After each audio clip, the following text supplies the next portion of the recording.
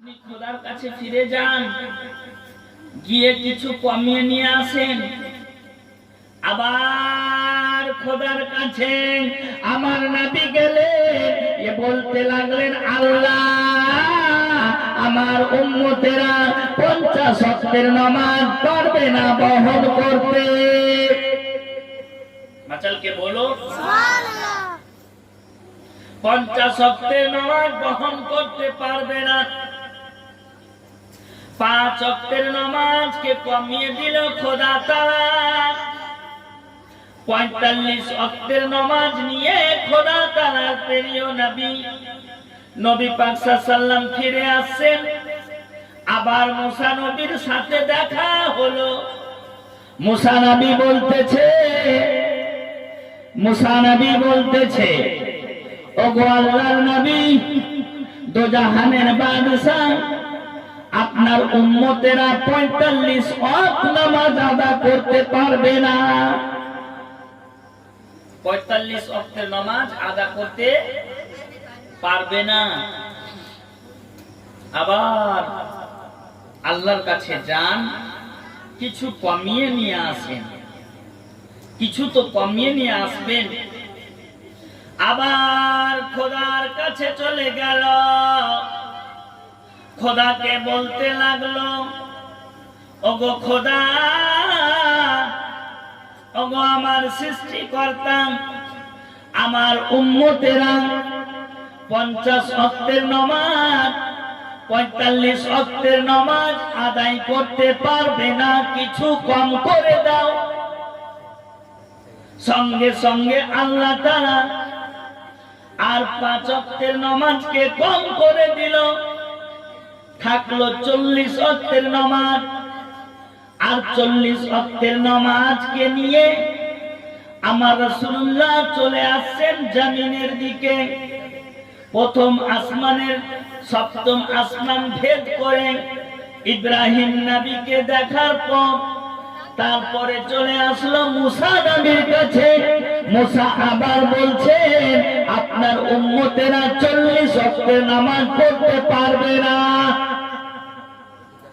40 ওয়াক্তের নামাজ পড়তে পারবে না। 40 ওয়াক্তের নামাজ পড়তে পারবে না। আবার নবী আমার চলে গেল খোদার কাছে, 5 ওয়াক্তের নামাজ কমালো।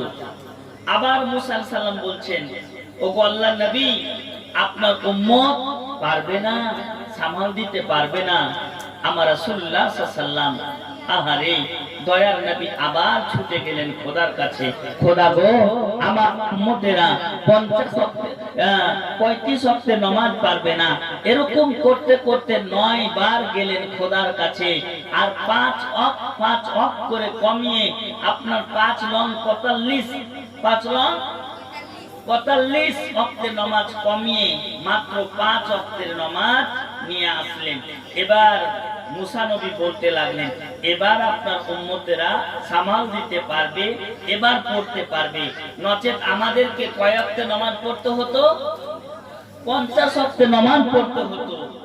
কিন্তু আল্লাহ দয়া, নবী আমাদেরকে দয়া করেছেন, আল্লাহ আমাদের প্রতি দয়া করেছেন, তাই 5 ওয়াক্তের নামাজ দিয়েছেন। যদি 50 ওয়াক্তের নামাজ থাকতো তাহলে জমি জায়গা, চাকরি বাকরি, খেতি বাড়ি কিছুই করতে পারতো না, শুধু মসজিদে বসেই থাকতে হতো 50 ওয়াক্তের নামাজ থাকতে গেলে। কিন্তু আল্লাহ এত দয়াশীল, রাহমাতাল লিল আলামিন, রাহাতাল আসিকিন, মুরাদিল মুমিনিন, আমার রাসূলুল্লাহ 50 ওয়াক্তের নামাজকে কমিয়ে আপনার 45 ওয়াক্তের নামাজকে কমিয়ে মাত্র 5 ওয়াক্তের নামাজ রেখেছেন উম্মতে মুহাম্মাদের জন্য। সেটা ফরজ হয়ে গেল। 5 ওয়াক্তের নামাজ ফরজ হয়ে গেল। এবার বলেন তো, কত চিন্তা করেন নবী, কত দয়াশীল। তাই তো কোরআন বলতেছেন, ওয়ামা আরসালনাকা ইল্লা রাহমাতাল লিল আলামিন। হাবিব, তোমাকে ইহজগৎ পরজগতের জন্য রাহমাতাল লিল আলামিন করে খোদা তাআলা পেশ করেছে, খোদা তাআলা পাঠিয়েছে। হাবিব, তুমি হচ্ছে বেআইব নবী, বেমিসাল নবী। নবী, তুমি বেমিসাল রয়েছো। নবী গো, তুমি দুনিয়ার যুগে এসেছো রাহমাতাল লিল আলামিন হয়ে, রাহাতাল আসিকিন হয়ে, মুরাদিল মুমিনিন হয়ে, সমস্ত কিছু হয়ে এসেছো নবী, তুমি লাজবাব হয়ে এসেছো। বলুন সুবহানাল্লাহ, জোর করে বলেন সুবহানাল্লাহ, আর জোর করে বলেন ইয়া রাসূলুল্লাহ। এবার চিন্তা করেন, আল্লাহ নবী যখন মেরাজ করতে যায় তখন রাস্তাতে মুসা নবীর সাথে দেখা, মুসা নবীর কবরে দেখা। মুসা আলাইহিস সালাম নিজ নিজ কবরে, মুসা আলাইহিস সালাম নিজ কবরে দাঁড়িয়ে নামাজ পড়তেছেন। আর রাসূলুল্লাহ সাল্লাল্লাহু তাআলা আলাইহি ওয়াসাল্লাম, রাসূল আরবী সাল্লাল্লাহু সেটা দিয়ে যাচ্ছেন। তো মুসা নবীকে দেখতে পেল যে মুসা আলাইহিস সালাতু তাসলিম নিজ কবরে দাঁড়িয়ে নামাজ পড়ছেন। আর একটু পরে দেখতে পেল যে মুসা ষষ্ঠম আসমানে আছে। তার নবীদের পাওয়ারটা কত আছে, নবীদের পাওয়ার এত আছে, নবীরা ইচ্ছা করলে নিজের ইচ্ছা মোতাবেক যেখানে হয় যেতে পারে, ইচ্ছা হলেই নবীরা যেখানে হয় সেখানে যেতে পারে। নবীদের এটা শান। বাবাজি ভাইরা, মেরাজ হয়ে গেল, মেরাজ হয়ে গেল। নবী পাক সাল্লাল্লাহু আলাইহি ওয়াসাল্লাম মেরাজ করলেন, কতটা সময় লাগলো? উজুর পানি গড়তেই আছে, গড়তেই আছে, জিঞ্জির হিলতেই আছে, জিঞ্জির হিলতেই আছে। আমার রাসূলুল্লাহ সাল্লাল্লাহু আলাইহি ওয়াসাল্লাম মেরাজ থেকে ফিরে চলে আসলো, মেরাজ থেকে ফিরে চলে আসলো। সর্বপ্রথম আবু জাহাল এরা ছিল, প্রচার করে দিল, নবীকে বলতেছে আবু জাহাল, তুমি মেরাজ করেছো, মেরাজ করেছো, এটা তো মিথ্যা কথা, মেরাজ তো করনি, মেরাজ তো করনি। কারণ মেরাজ করাটা চারটেখানি কথা নয়, নবী বলেছেন আমি মেরাজ করেছি। আবু বকর সিদ্দিককে বলছেন, আবু বকর সিদ্দিককে আবু জেহেল কাফেররা বলছে, এ আবু বকর সিদ্দিক, ও আবু বকর, জানো কি তোমার নবী মেরাজ করে এসেছে, আবার 50 ওয়াক্তের নামাজ, সেখানে 45 ওয়াক্ত মাফ হয়েছে, আর 5 ওয়াক্তের নামাজ নিয়ে এসেছে। আর তোমার নবী মিথ্যুক বলছে, নাউজুবিল্লাহ, আস্তাগফিরুল্লাহ। আমার আবু বকর সিদ্দিক বলছে, নবী যদি বলে থাকে তাহলে সত্য বলেছে। নবী কখনো মিথ্যা বলতে পারে না, নবী কখনো মিথ্যা বলতে পারে না। নবী মেরাজ করেছেন, কোরআন সাক্ষী আছে। নবী মেরাজ করেছেন, ফারিস্তা সাক্ষী আছে। নবী মেরাজ করেছেন, মালায়েকা সাক্ষী আছে। নবী মেরাজ করেছেন, নবীগণেরা সাক্ষী আছে। নবী মেরাজ করেছেন, আদম নবী সাক্ষী আছে। নবী মেরাজ করেছেন, ঈসা নবী সাক্ষী আছে। নবী মেরাজ করেছেন, ইয়াহইয়া নবী সাক্ষী আছেন। নবী মেরাজ করেছেন, ইউনুস নবী সাক্ষী আছেন। নবী মেরাজ করেছেন, হযরতে মুসা সাক্ষী আছেন। নবী মেরাজ করেছেন, ইব্রাহিম নবী সাক্ষী আছেন। আর নবী মেরাজ করেছেন, খোদা সাক্ষী আছে। এতে কোনো সন্দেহ নাই। মাতালকে বলো সুবহানাল্লাহ। তাহলে তুমি মানো বা না মানো, খোদা সাক্ষী আছে, নবী মেরাজ করেছেন। খোদার পয়গম্বর বোনেরা সাক্ষী আছে, নবী মেরাজ করেছেন। নবী মেরাজ করেছেন, মালায়েকা গণ সাক্ষী আছে। নবী মেরাজ করেছেন, জান্নাতের সমস্ত লোকেরা সাক্ষী আছে। আল্লাহর নবী সাল্লাল্লাহু আলাইহি ওয়াসাল্লাম মেরাজ অবস্থাতে জান্নাত জাহান্নাম ভ্রমণ করেছিলেন। বলুন সুবহানাল্লাহ। এই ঘটনাটা শোনাবো, একবার দরুদ শরীফ পড়েন তো, আমি খাবারটা খেলি। আল্লাহুম্মা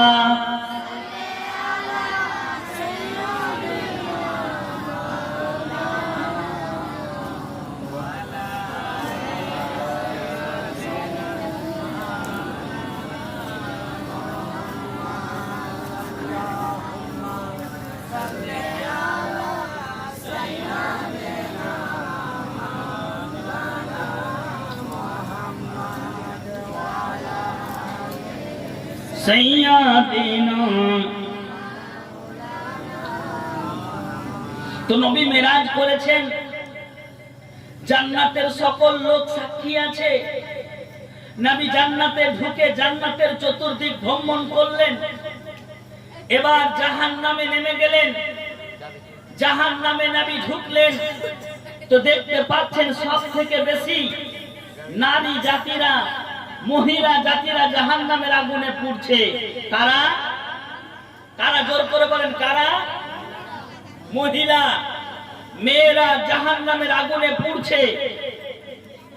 একটা নারীকে দেখলো যে তার ঘাড়ে একটা পাখি বসে আছে আর তার মগজকে ছিঁড়ে খাচ্ছে, তার মগজকে ছিঁড়ে খাচ্ছে।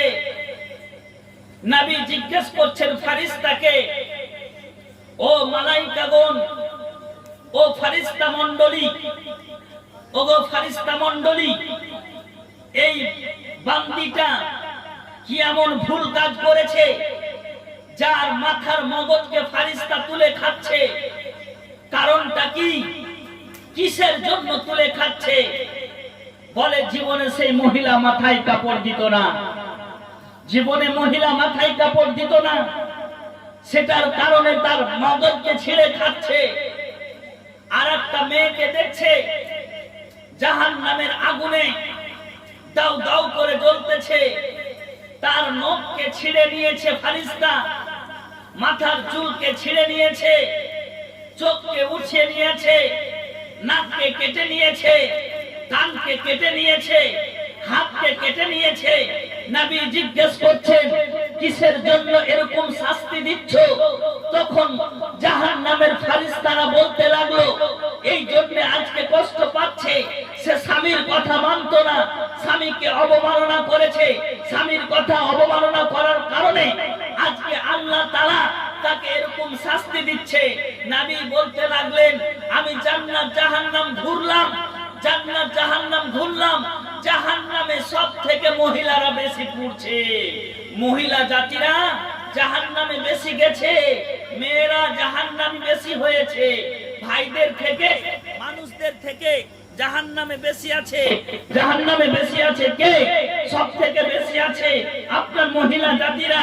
জাহান্নামের আগুনে সব থেকে মহিলা জাতিরা আছে, মহিলা জাতিরা জাহান্নামের আগুনে দাউ দাউ করে পুড়তেছে। ও মা বোনেরা সতর্ক হয়ে যাও, সতর্ক হয়ে যাও, এখন থেকে মাথায় কাপড় দাও, এখন থেকে সতর্ক হয়ে যাও। স্বামীর কথা মানো, যাদের বিবাহ হয়নি বাবার কথা মানো, মায়ের কথা মানো, যাদের বিবাহ হয়ে গেছে স্বামীর কথা মানো, তবে আল্লাহ তাআলা তোমাদেরকে ভালোবাসবে, তবে আল্লাহ তাআলা তোমাদেরকে ভালোবাসবে। এবার আবু জেহেল বলতেছে কি জানেন? নবী মেরাজ করেছেন, আহারে ঠাট্টা মারছে, ঠাট্টা মজাক করছে, মজাক, মজাক তো বুঝেন আপনারা, মজাক করছে, এইলো করছে, নবী মেরাজ করছে, এইলো করছে। এটা কে বলছে?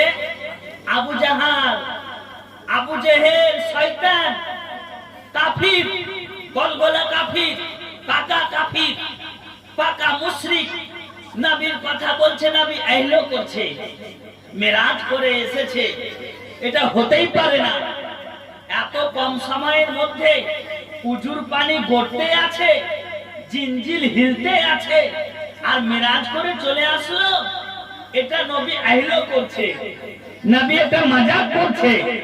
আহারে আবু বকর সিদ্দিক বলছেন না, নবী যদি বলে থাকে তো নবী সত্য কথা বলেছে, নবী মিথ্যা বলেনি, কারণ নবী মেরাজ করেছে, খোদা সাক্ষী আছে, নবী মেরাজ করেছেন, মালায়েকা সাক্ষী আছে, নবী মেরাজ করেছেন, নবী গোলেরা সাক্ষী আছে। আবু জাহেল তুমি মানো বা না মানো, নবী যেটা বলে সত্য বলে। নবী গণেরা কখন মিথ্যা কথা বলে না, নবী গণেরা কখন মিথ্যা কথা বলে না, নবী গণেরা সত্য কথা বলে।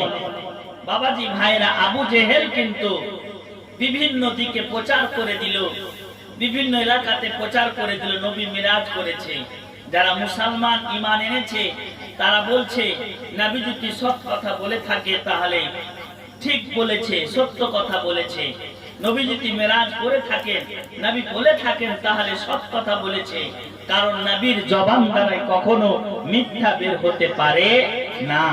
বাবাজি ভাইরা, ওগো আমার মা বোনেরা, আমার রাসূলুল্লাহ মেরাজ করলেন। মেরাজকে কেউ যদি না মানে তাহলে কি হবে? হাদিস শুনেন, মাসলা শুনেন। ওয়াল আসাহু আন্নাহু কানা ফি ইয়াকজাতে বে জাসাদিহি মা রূহিহি আলাইহি আহলুস সুন্নাহ ওয়াল জামাত ফামান ক্বাল ইন্নাহু বিরূহিন ফাকাত আউফি ফাকাত মুবতাদিউন দাল্লুন মুদিল্লুন ফাসিকুন। তাফসিরাত আহমদিয়া পৃষ্ঠা নম্বর 408, তাতে লেখা আছে কি সুন্দরভাবে লেখা আছে যে নবীর মেরাজকে কেউ যদি অবমাননা করে তাহলে সে ফাসিক হবে।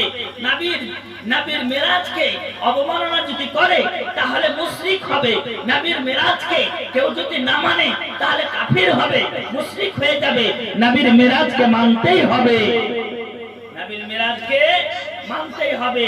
নবীর মেরাজকে অবমাননা কান্নাওয়ালা আপনার চলে যাবে জাহান্নামের আগুনে।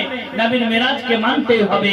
বাবাজি ভাইরা, এবার আবু জেহেল বলতেছে, আচ্ছা তোমাদের নবী মেরাজ করে এসেছে তো বাইতুল মুকাদ্দাসে কয়টা জান্নাত কপাট আছে বলতে পারবে কি?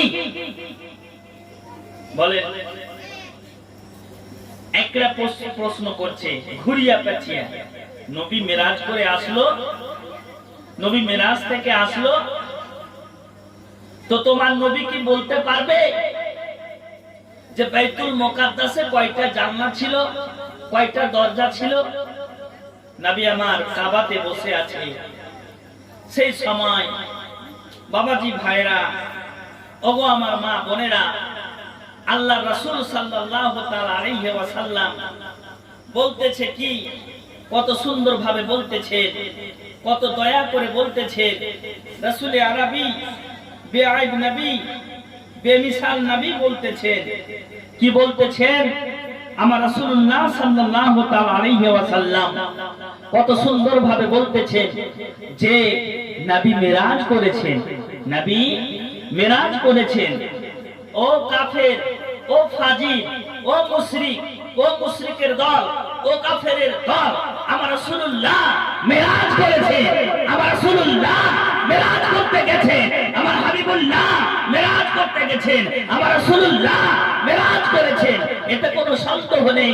সঙ্গে সঙ্গে ফারিস্তা মণ্ডলী, সঙ্গে সঙ্গে ফারিস্তা আপনার জিবরিল আমিন বাইতুল মুকাদ্দাসকে ধরে নবীর সামনে করে দিল। আর নবী আমার দেখছে আর বলতেছে, এই যে দেখো, নবী আমার দেখতেছে আর বলতেছে, এই যে দেখো বাইতুল মুকাদ্দাসে, আপনার বাইতুল মুকাদ্দাসে জয়টা কপাট ছিল, বাইতুল মুকাদ্দাসে জয়টা আপনার দরজা ছিল। নবী আমার সব দেখে দেখে বলতে পারছেন, নবী আমার সব দেখে দেখে বলতে পারছেন। নবী আমার সব দেখে নিলেন। রাসূল আরবি বেআইব নবী, বেমিসাল নবী, রাসূল পরওয়ারদিগার বেআইব নবী, বেমিসাল নবী, নবী আমার দেখে দেখে বলছেন। একবার জোরে সোরে দরুদ শরীফ পড়েন। আগে বাড়ি আল্লাহুম্মা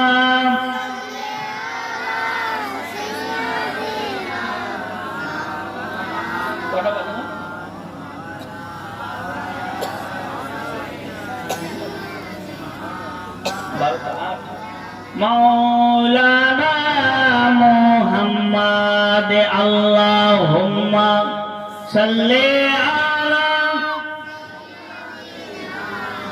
মাওলানা মুহাম্মদ ওয়া আলা আলি মাওলানা মুহাম্মদ সাল্লু আলা মুহাম্মাদিন মুহাম্মদ হরদম জুবা পাক নামে মুহাম্মদ আল্লাহুম্মা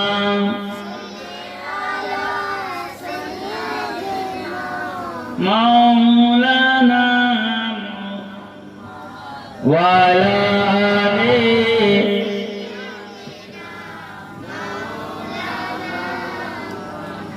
সাল্লাল্লাহু আলাইহি ওয়াসাল্লাম।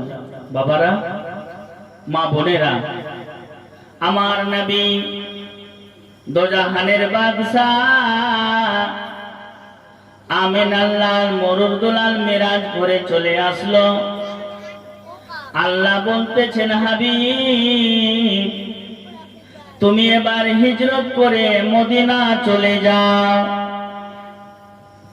হিজরত করে তুমি মদিনা চলে যাও। আমার নবী হিজরত করতে যাচ্ছেন।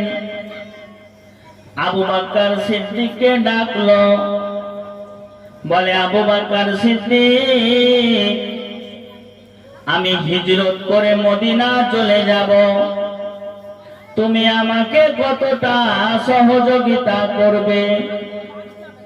আমার রাসূলুল্লাহ সাল্লাল্লাহু তাআলা আলাইহি ওয়াসাল্লাম, বাবাজি ভাইরাও গো আমার মা বোনেরা, আল্লাহর নবী বলতেছেন, কি বলতেছেন শুনেন। আহারে আমার জন্মভূমি কেমন করে ত্যাগ করব, আমার জন্মভূমিকে কেমন করে আমি ছেড়ে যাব? বাবাজি ভাইরা,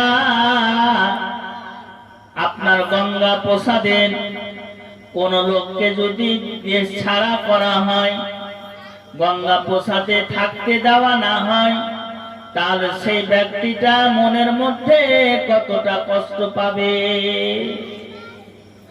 নবীকে নিজের জন্মভূমিতে থাকতে দেওয়া হয় না।